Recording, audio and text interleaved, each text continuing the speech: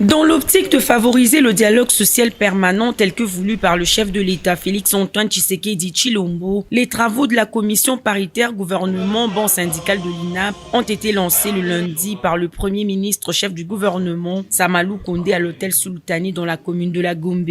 Dans son mot, le Premier ministre a réaffirmé la détermination du gouvernement de prendre à bras-le-corps le cahier de charges de l'intersyndicale pour apporter des solutions idoines devant améliorer et garantir la sécurité sociale au sein de l'administration publique. Il s'agit d'un grand moment d'évaluation de ce qui devrait être fait afin de projeter l'avenir avec confiance, en s'assurant au préalable de la plus haute probabilité de réussite. L'expérience donne effectivement raison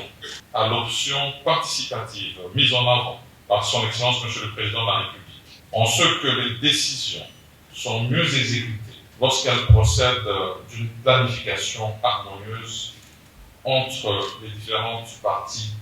prenantes. Engagé à matérialiser les assignations du chef de l'État qui visent le redressement et la modernisation de l'administration publique sous la coordination du Premier ministre, le vice-premier ministre, ministre de la fonction publique, Jean-Pierre Liaou, a martelé sur la volonté du gouvernement de mettre tout en œuvre pour améliorer de façon intégrale les conditions de vie et de travail des fonctionnaires, ainsi doter la RDC d'une administration à la hauteur de sa grandeur. La commission paritaire mettant aux prises le gouvernement de la République et les bancs syndicales dans toute sa diversité porte la marque du dialogue social permanent que ne cesse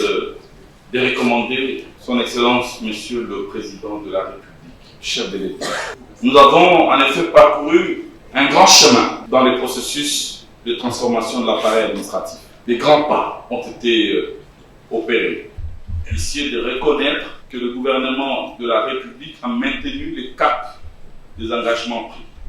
malgré les chocs exogènes. À l'occasion, le président de l'INAP, Fidel Kiyangui, a loué le partenariat entre le gouvernement et l'intersyndicale caractérisé par le dialogue permanent, tout en mettant un point d'orgue sur la mise en œuvre des résolutions que les deux parties vont adopter après l'évaluation des différents protocoles d'accord signés depuis 2021 à ce jour. Débutés le lundi 11 septembre 2023, les travaux de la commission paritaire vont se clôturer le 15 septembre avec l'adoption des résolutions qui se doit de booster le rendement attendu par les deux parties.